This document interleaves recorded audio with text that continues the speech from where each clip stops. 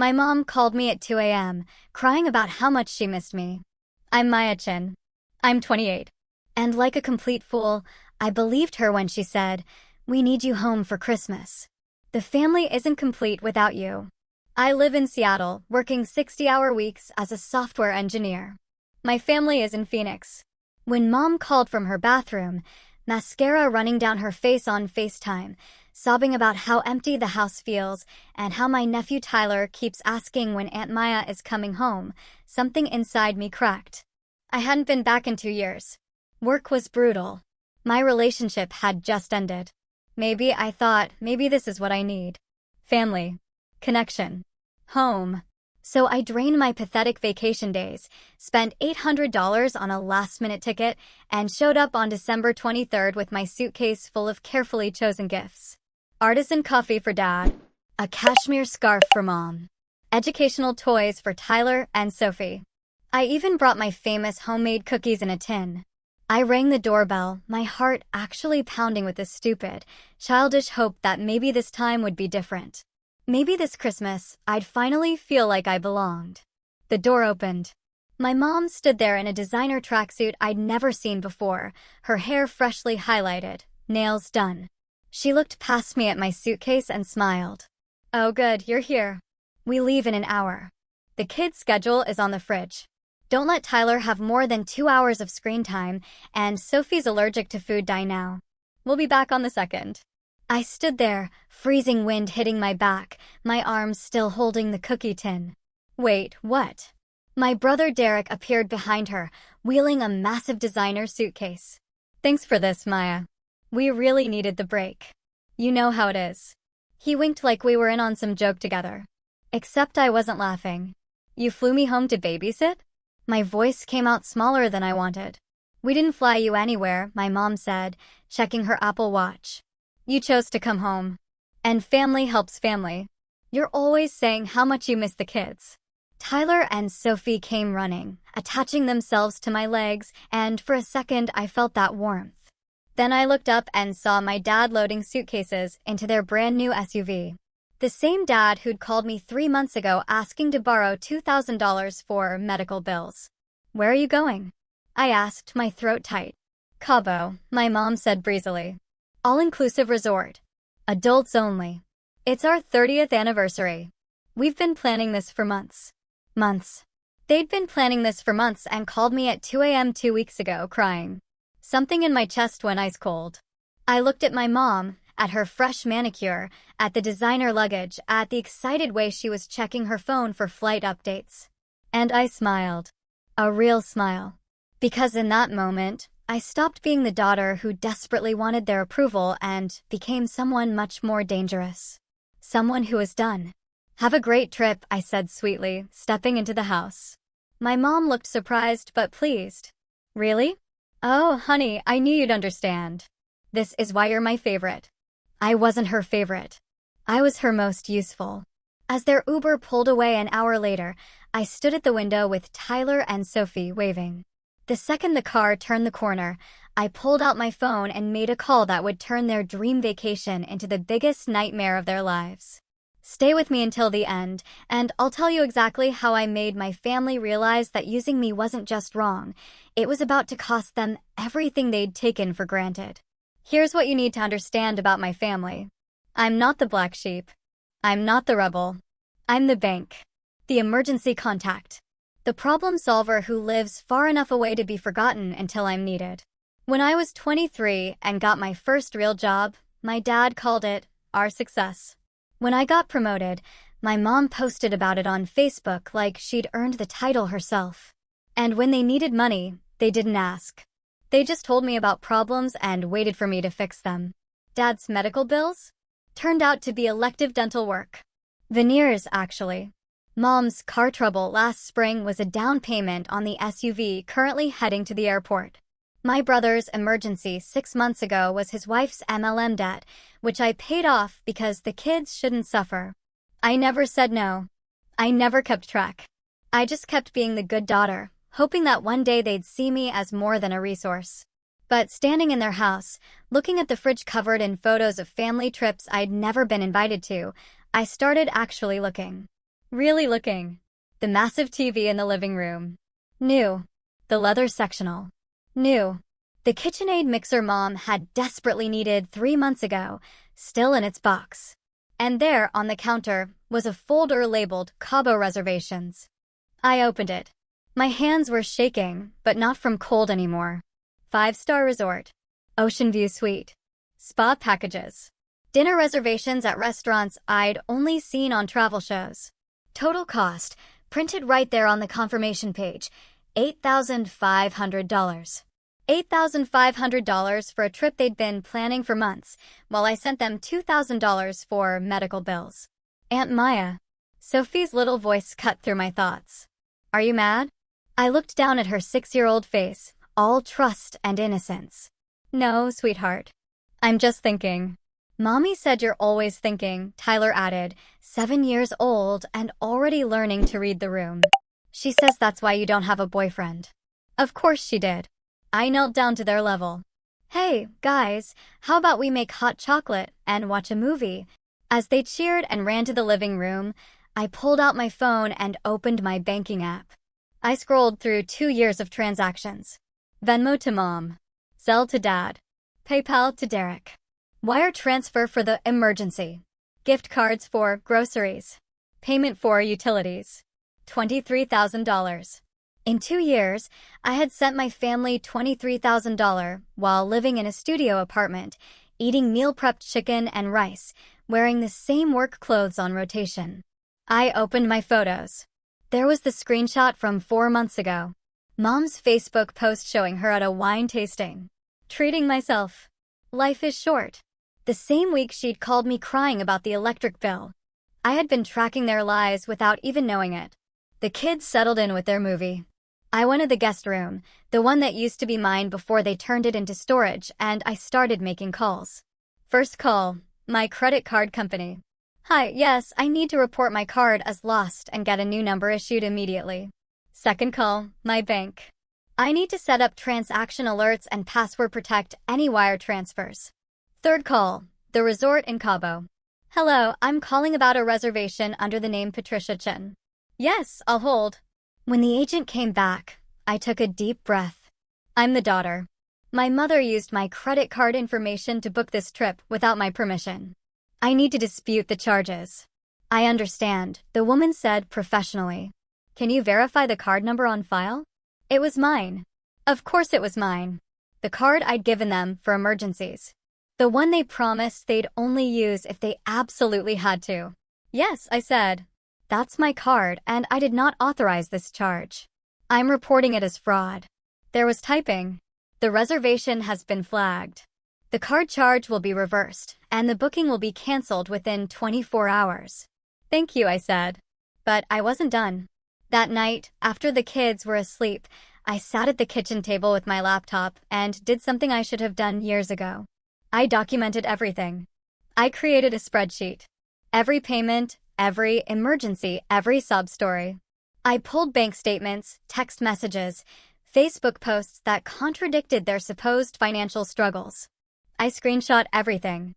Then I found something that made my blood run cold. An email in my spam folder from 8 months ago. Subject line, credit application approved. I opened it. A credit card. In my name. At an address I didn't live at. Their address. They hadn't just used my money. They'd used my identity.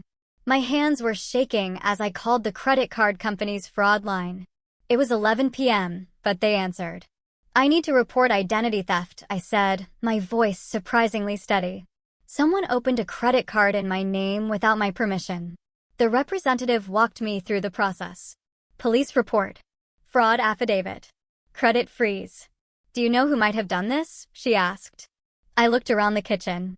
At the photos on the wall. Mom and Dad on their 25th anniversary. Derek's wedding.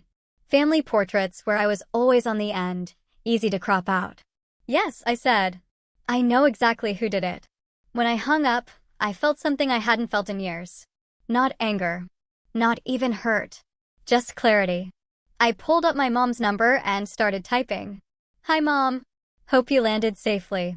Just wanted to let you know that I discovered some financial irregularities tonight. I've frozen all my accounts and reported the unauthorized credit card to the police. I'm sure it's just a misunderstanding, but I thought you should know before you try to use any cards this week. Have fun in Cabo. XOXO. I didn't send it yet. Because I knew that text, that simple little message, would detonate their entire vacation. And I wanted to time it perfectly.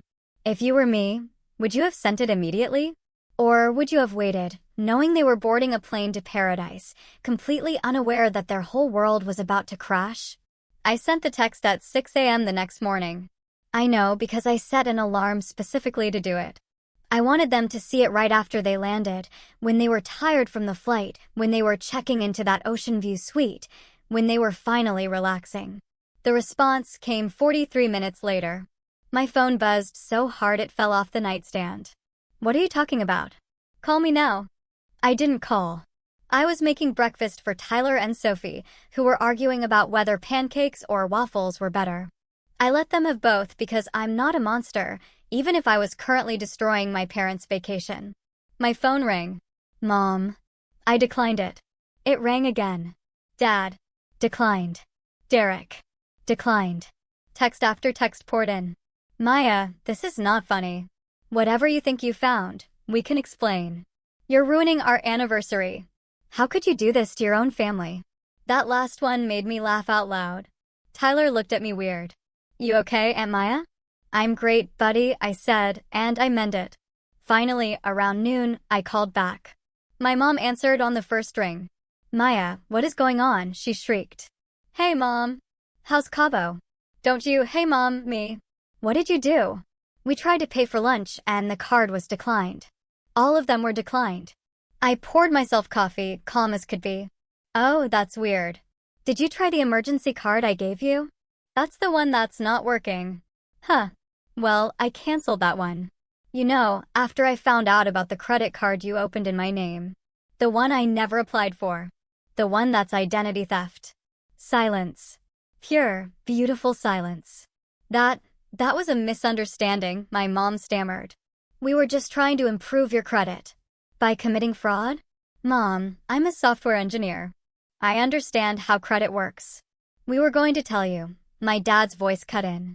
He must have grabbed the phone. We just needed to get through a rough patch. A rough patch that required a $8,500 vacation to Cabo? More silence. How did you? My mom whispered. The folder was on the counter. You're not as careful as you think. I took a sip of coffee. But here's what's really interesting. I pulled all my bank records. Want to know how much money I've sent you in the past 2 years? Maya, we can explain. $23,000. That's not including the credit card debt you racked up in my name. I'm 28 years old, and I have been funding your lifestyle while living in a studio apartment and eating ramen. We needed help, my mom cried. You have a good job. You don't have kids. You don't understand how expensive life is. You're right, I said. I don't have kids. Which is why it's super weird that you flew me home to babysit yours while you vacation in Mexico. I could hear my mom crying. My dad was saying something angry in the background. Here's what's going to happen, I continued, my voice steady. You're going to figure out your own vacation. You're going to figure out your own finances. And you're going to never, ever use my name, my credit, or my money again. But we're stuck here, my dad said. How are we supposed to pay for anything? The same way I've been paying for everything. With your own money. From your own jobs. This is cruel, my mom sobbed. This is financial abuse. I almost dropped my phone. I'm sorry, what? You steal my identity, drain my bank account, trick me into free childcare, and I'm abusing you. We're your parents, my dad snapped. You owe us. For what? For raising me? That's literally what you signed up for when you had me. I don't owe you my entire adult life.